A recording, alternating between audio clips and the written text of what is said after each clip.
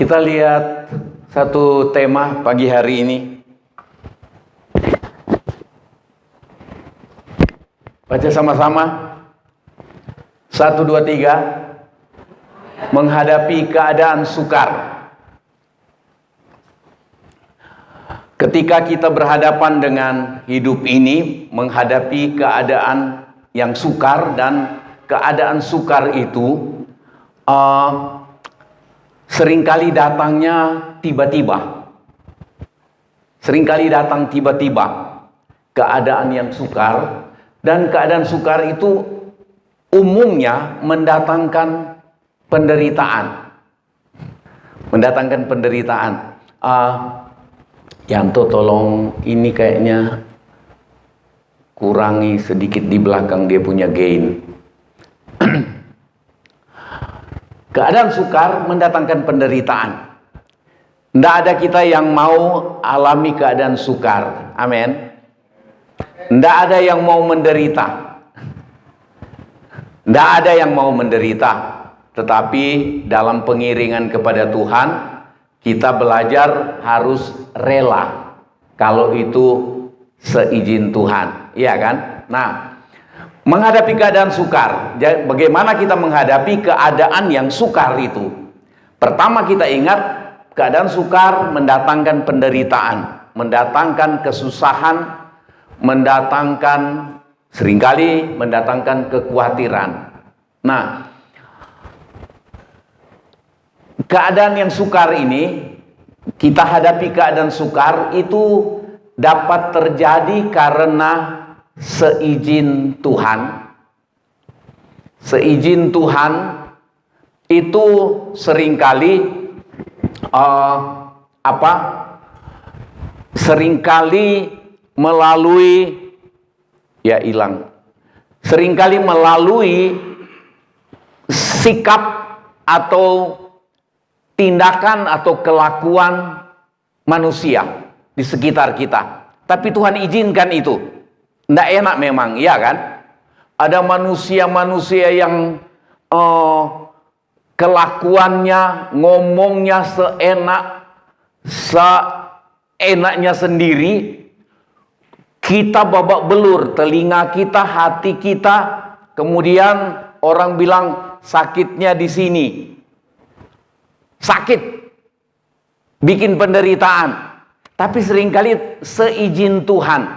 Nah, berikutnya kita alami penderitaan. Bagaimana caranya kita menghadapi keadaan sukar? Karena seringkali ada kalanya keadaan sukar itu terjadi karena kesalahan. Karena dosa kita ada akibat. Kita lalai bikin keputusan, lalai merencanakan pekerjaan. Kita alami kesulitan, kita alami keadaan sukar. Kalau kita lalai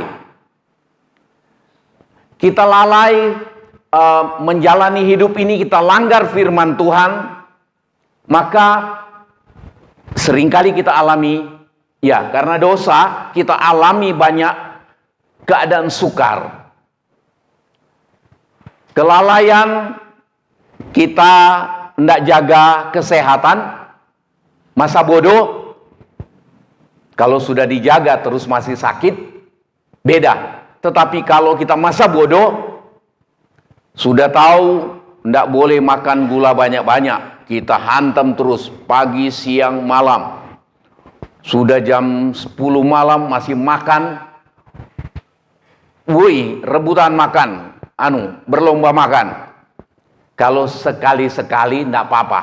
Tapi kalau berkali-kali itu apa-apa. Seringkali mendatangkan kesukaran dalam hidup kita.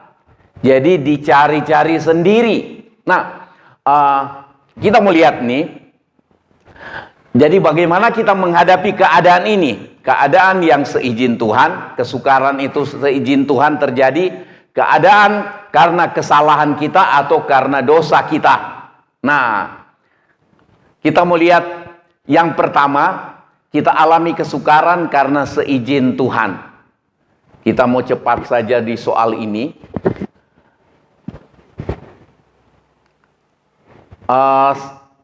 Saya baca dengan cepat saja.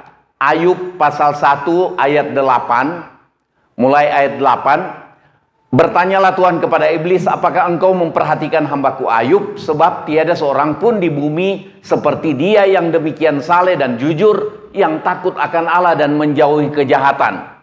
Ini Tuhan sedang promosikan Ayub ke iblis. Ayub tidak tahu. Tuhan bangga dengan anak-anak Tuhan yang bertahan hidup benar. Amin. Saudara, kalau di perjanjian baru kita baca ada orang miskin dan menderita dan sakit, tetapi dia bertahan hidup benar. Itu Lazarus. Tetapi di perjanjian lama kita baca Ayub kaya, punya macam-macam, punya anak berapa? 10. 3 cewek. 3 cewek atau? Ya. Terus berhasil semua. Ayub begitu kaya di daerah itu. Dia orang kaya kabupaten Situbondo. Kabupaten Situbondo. Nah, tapi dia hendak sombong. Saudara, kalau Tuhan berkati jadi kaya, jangan lupa diri. Amin. Kadang-kadang Tuhan tidak kasih kita kaya karena Tuhan takut kita masuk neraka.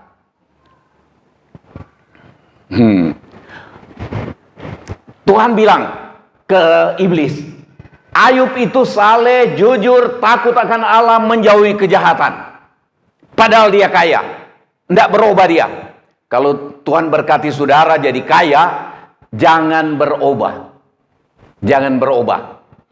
Dan juga jangan berubah cara menggunakan uang. Ada orang masih miskin, dia rajin berkorban. Berkorban buat keluarga, buat orang lain, buat pekerjaan Tuhan.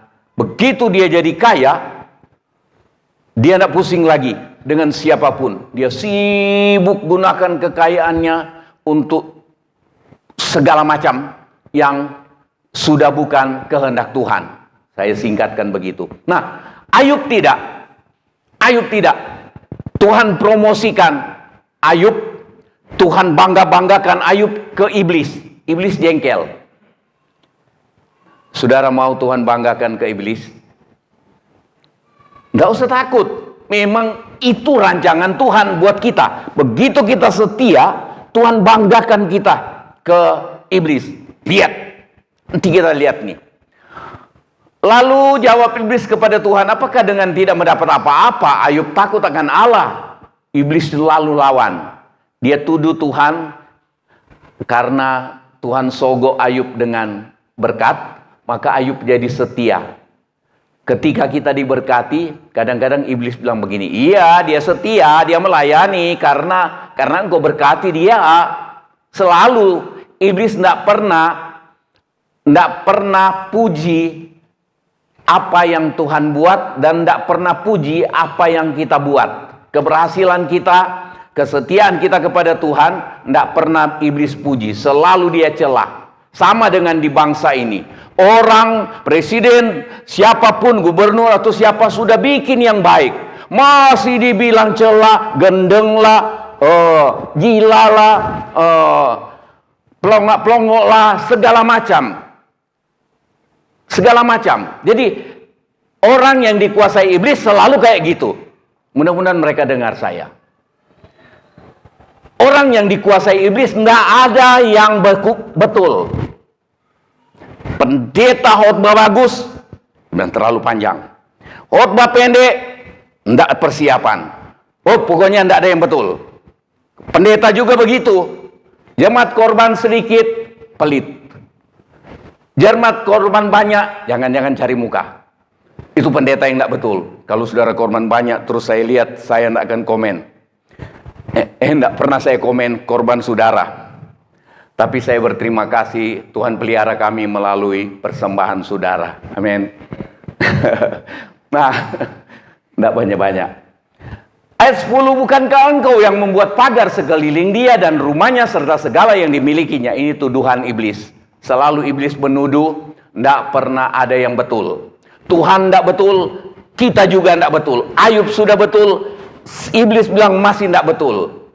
Tidak ada yang betul.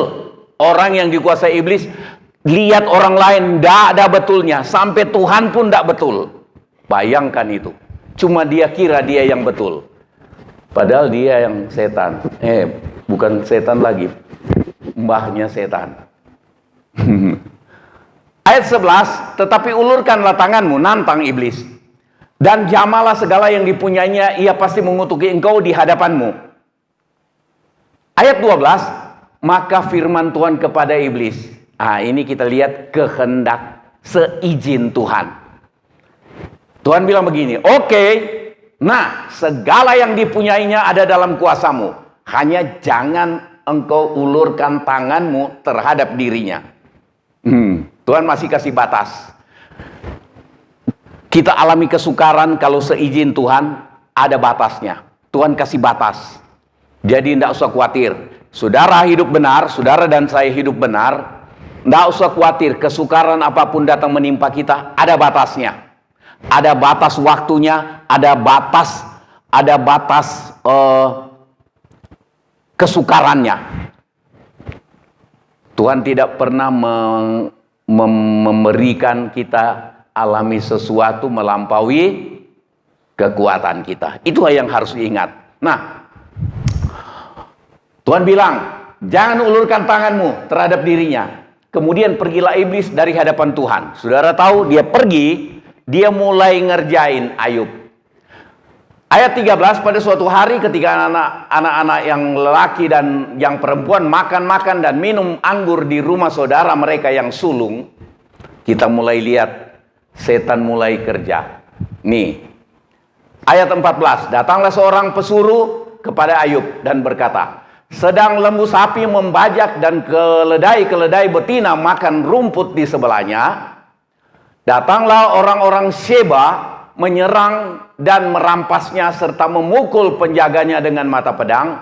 Hanya aku sendiri yang luput sehingga dapat memberitahukan hal itu kepada Tuhan. Ini kesukaran pertama datang. Datang orang Ayub, dia dengar anak-anaknya sedang kumpul. Mungkin Ayub sedang sendirian. Anak-anaknya kumpul, mungkin tidak undang papanya. Jadi saudara kalau kumpul, undang-undanglah orang tua. Nah, anak-anak tidak undang papanya. Mereka kumpul sendiri. Ya mungkin sudah terbiasa. Paling Ayub bilang, sudahlah aku berdoa saja. Kalian sana kumpul, makan-makan, tidak apa-apa. Berdoa sendirian. Ayub sama istrinya, mesra mereka. Itu sebabnya tidak pernah kebingungan kalau di anak-anak tidak undang.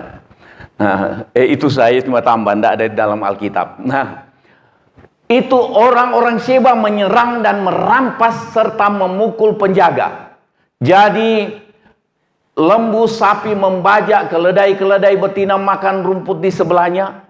Orang-orang datang menyerang dan merusak harta Ayub, merusak orang pekerja Ayub, pegawainya Ayub, merusak lembu sapi, keledai, dirusak. Orang Sheba, kerjaannya iblis, dia pakai orang. Sama dengan di negara kita, di gereja pun begitu. Iblis kerja menghancurkan pekerjaan Tuhan, menghancurkan bangsa, pakai orang. Orang yang membuka hati untuk dipakai iblis. Kita lihat di mana-mana sekarang.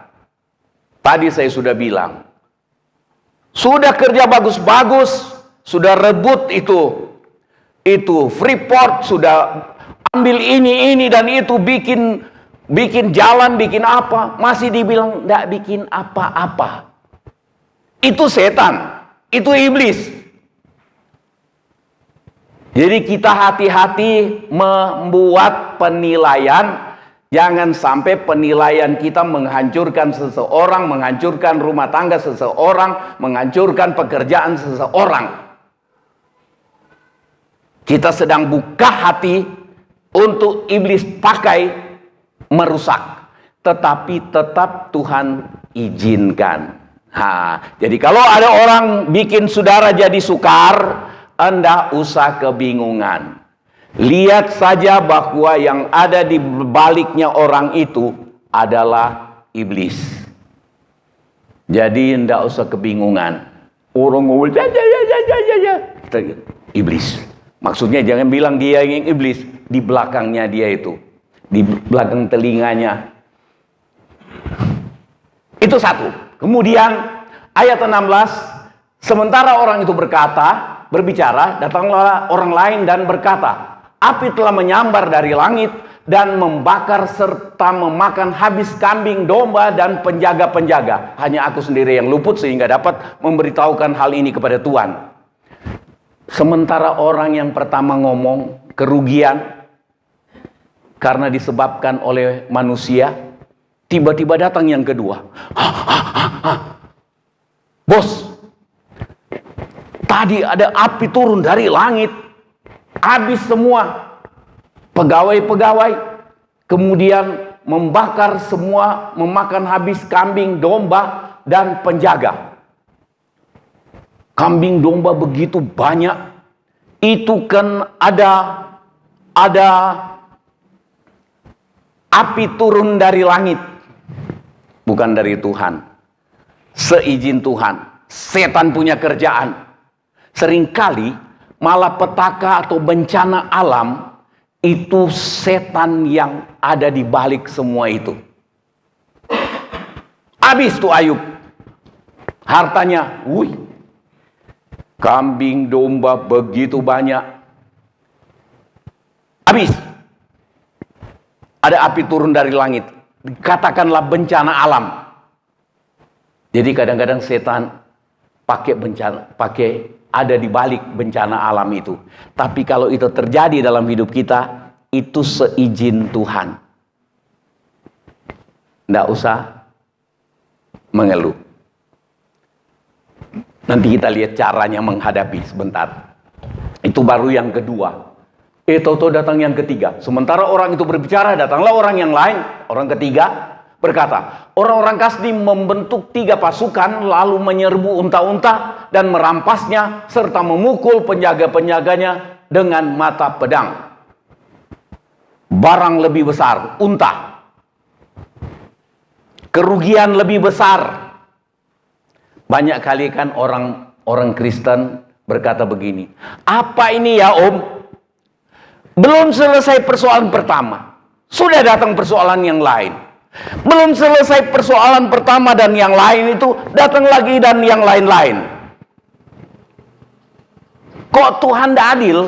Pernah ada saya dengar ada orang, ini tukang jahitnya Jeffrey. Saudara, maaf saya lupa hidupkan pesawatnya.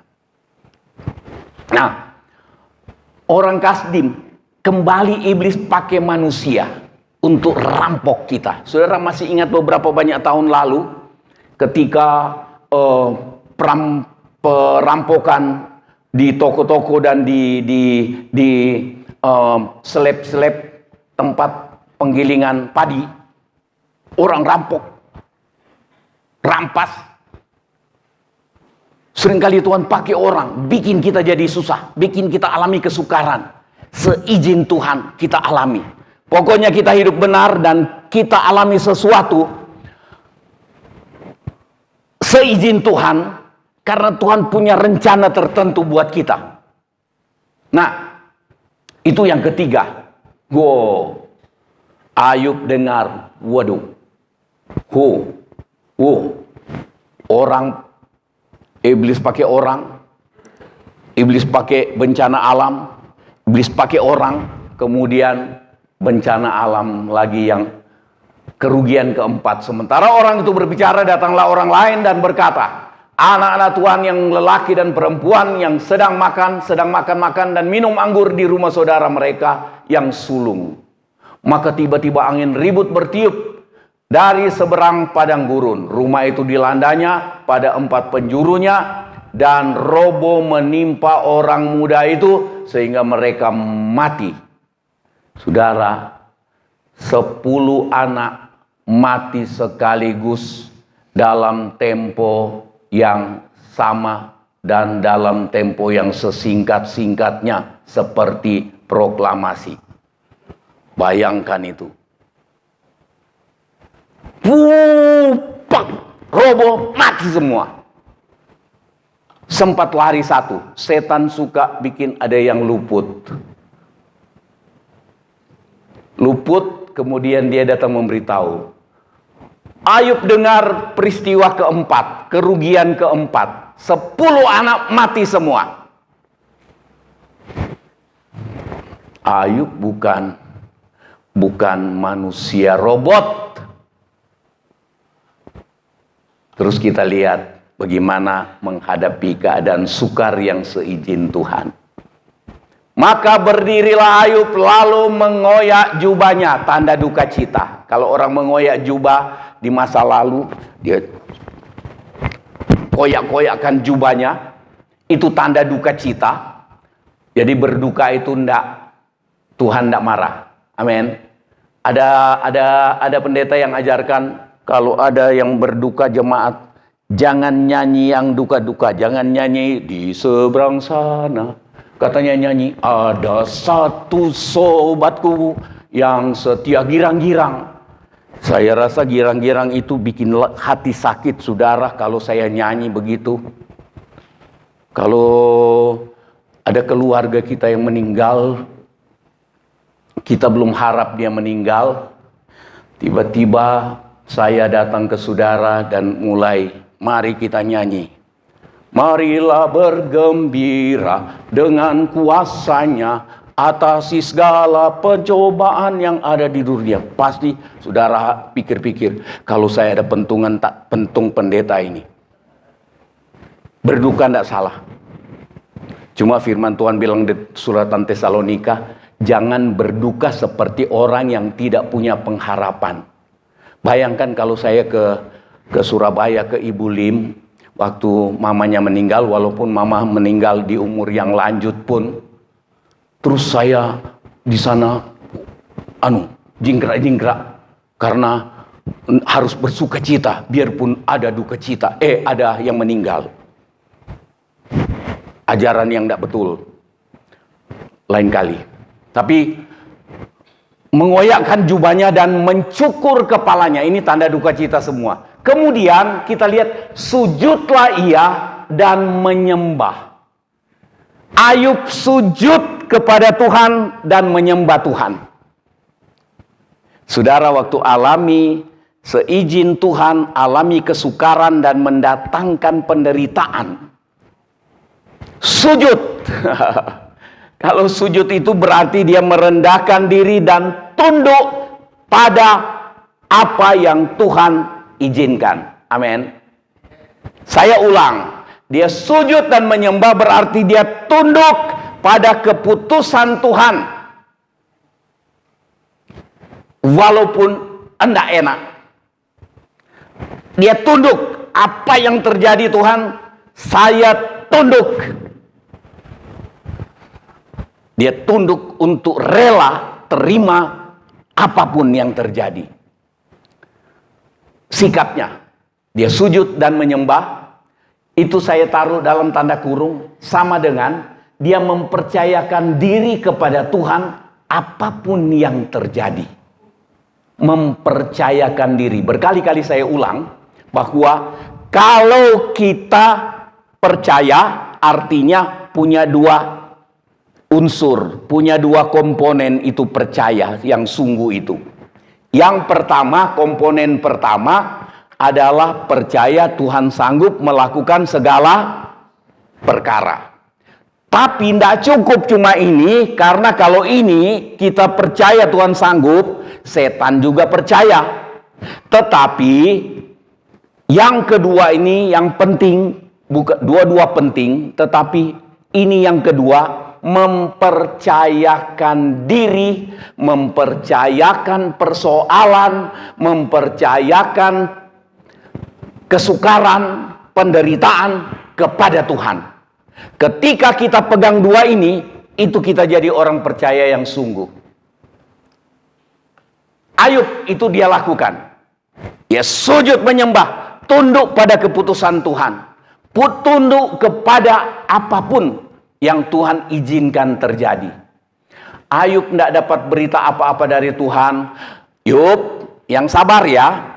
Yang mantap ya imanmu ya. Karena saya sudah izinkan setan, iblis datang ganggu kamu.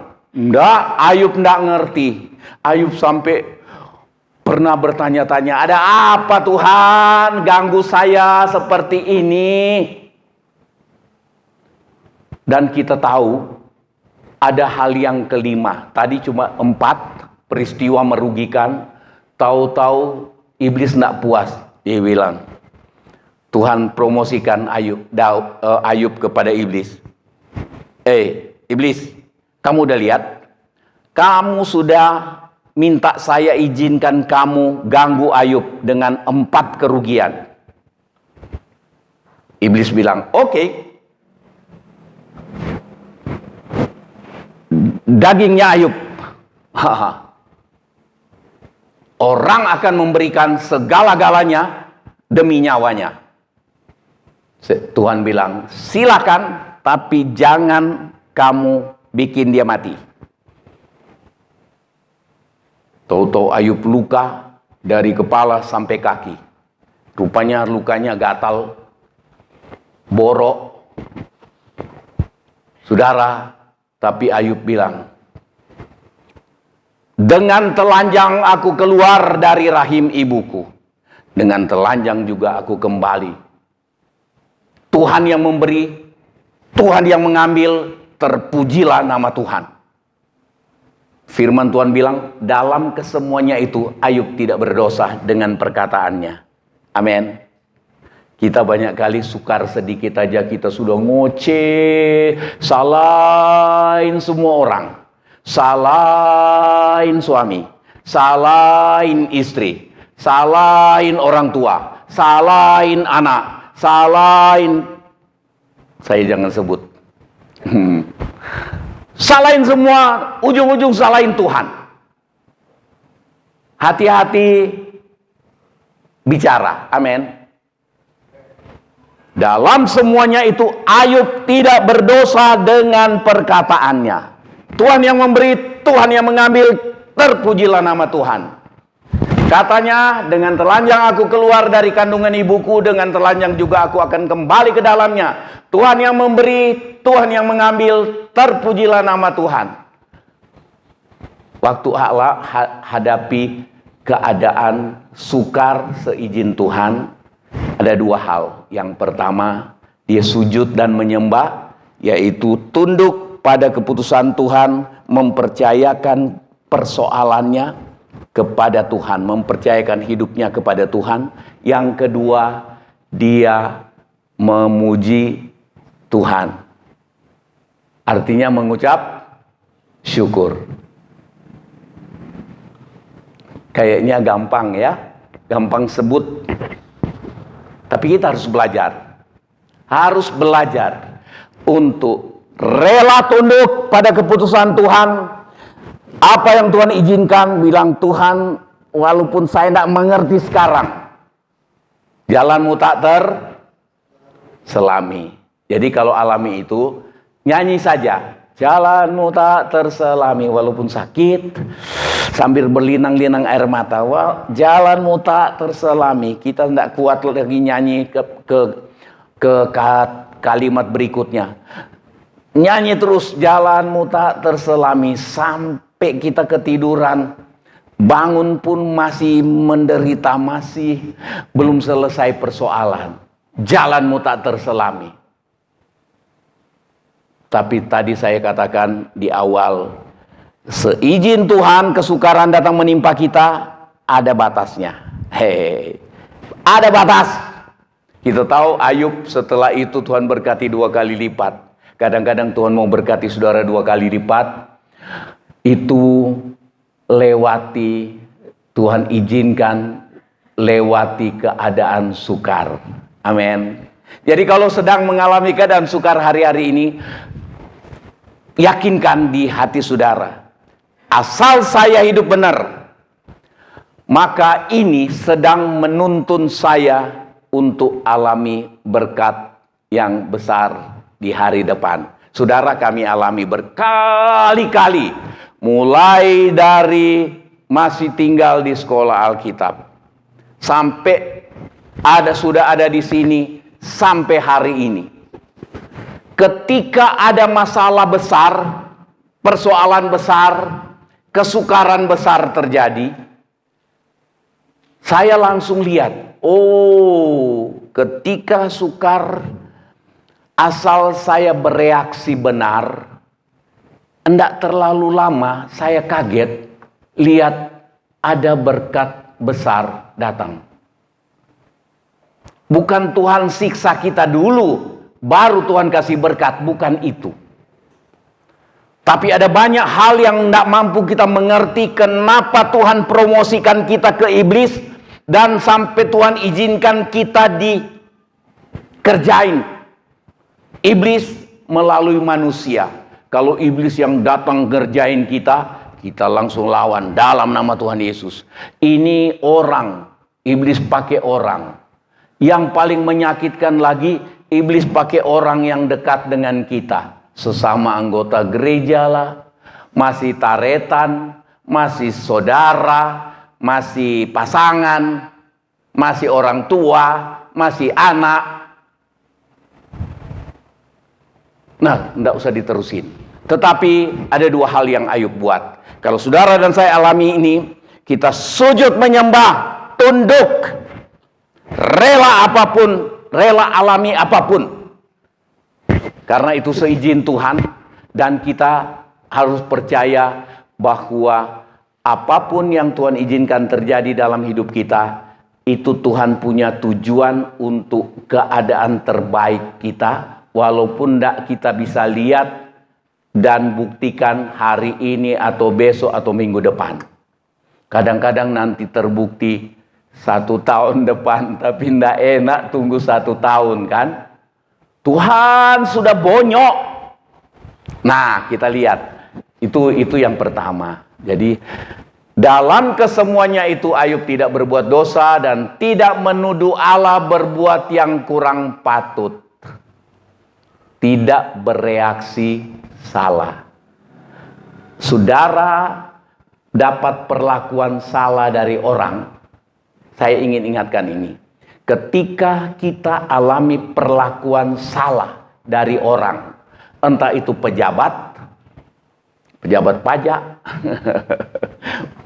pejabat apa sajalah, siapapun, kita alami perlakuan salah, yang kita harus ingat, kita jangan bereaksi salah. Contoh, perlakuan salah, itu orang salah mengerti, datang maki-maki kita.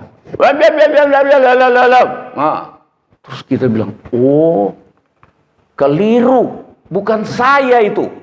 Wah, tapi kita bilang, kita atur volume, langsung kita balik.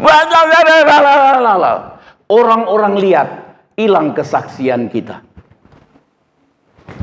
Hilang. Dan kita jadi emosi, jadi firman yang kita dengar pagi ini, hilang semua. Nanti tengah malam atau besok kita mulai sadar, Tuhan kok saya berbuat itu ya. Sayang. Jadi begitu alami sesuatu yang tidak baik, itu jangan terlalu cepat ngomong. Saya ulang. Ketika kita alami sesuatu yang tidak baik, jangan cepat bereaksi. Karena bereaksi cepat itu selalu, hampir selalu tidak betul. banyak kali ketika kita bereaksi cepat, maka kita bikin kesalahan. Salah bereaksi.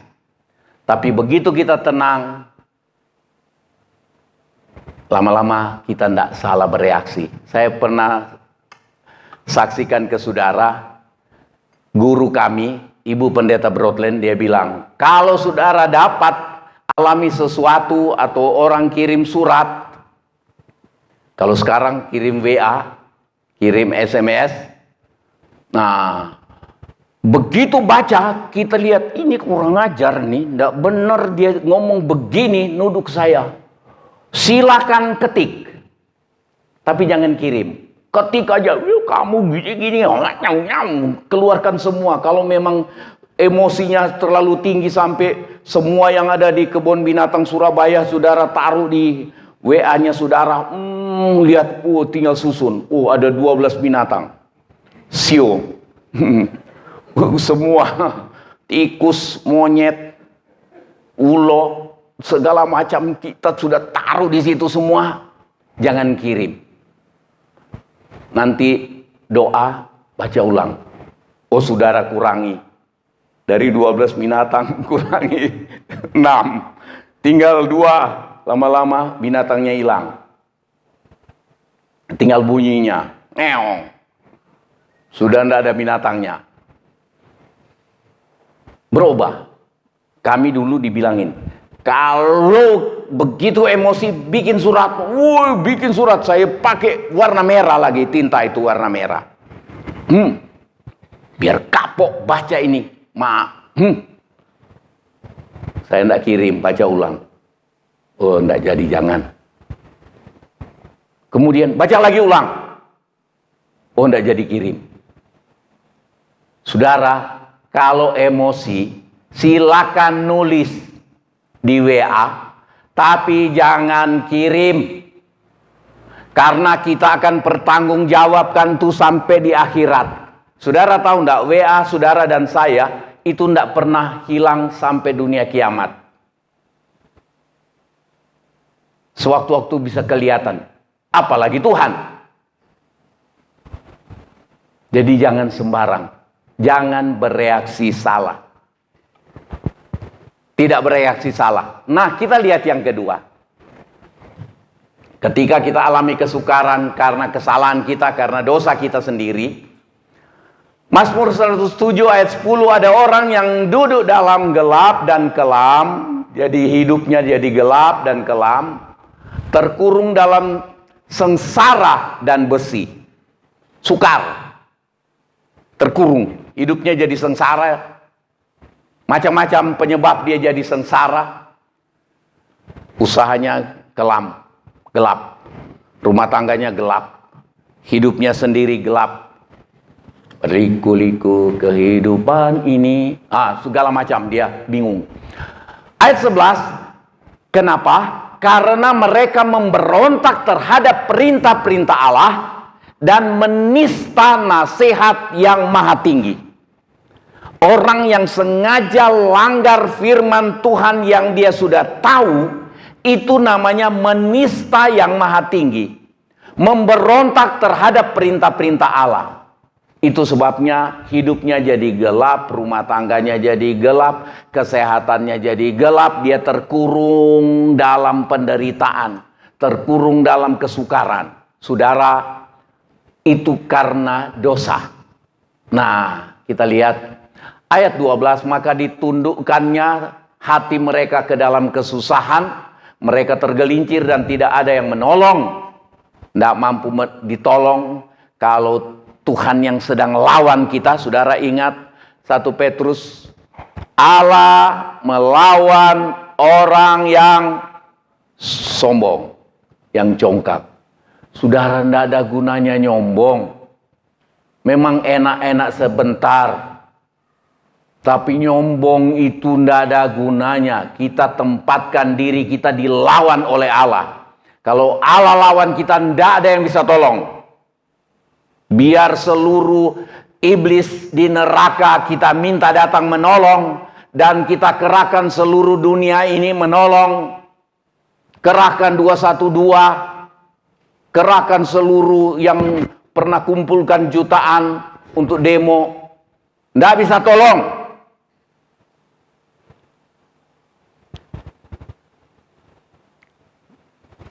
Tuhan tundukkan, tidak ada yang bisa menolong. Ayat 13, ini caranya. Maka, kita baca sama-sama, 1, 2, 3. Maka berseru-serulah mereka kepada Tuhan dalam kesesakan mereka, dan diselamatkannya mereka dari kecemasan mereka. Jadi caranya ketika karena dosa kita alami kesukaran dan penderitaan, kegagalan, hidup gelap, petenge, hidup ini kok peteng, kok gelap. Gelap rumah tangga, gelap usaha, gelap hari depan. Ada kesempatan. Kita ingat, oh Tuhan sudah salah. Berseru-serulah mereka kepada Tuhan dalam kesesakan mereka, dalam penderitaan mereka.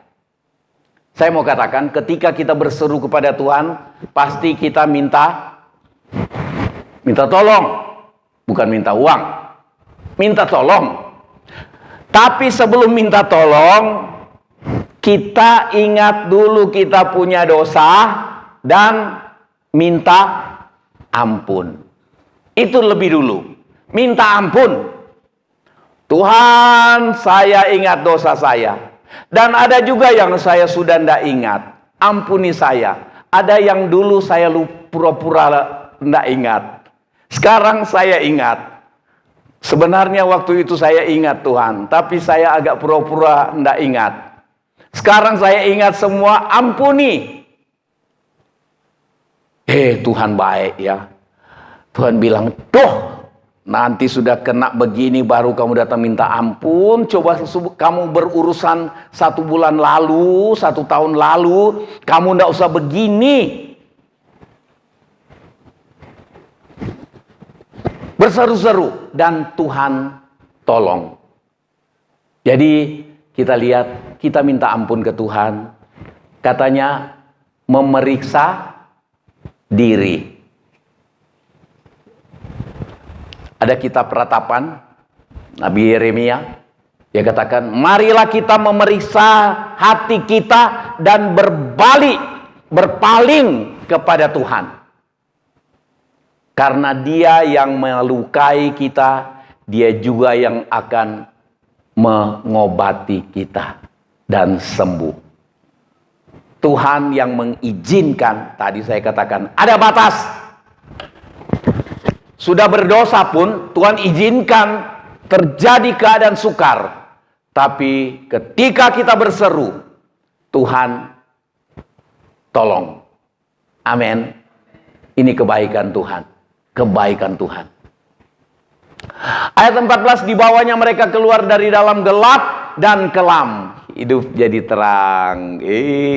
Puji Tuhan. Kita bilang, 1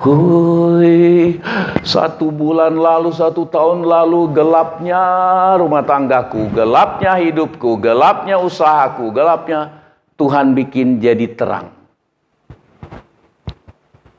Sudah minta ampun, minta tolong.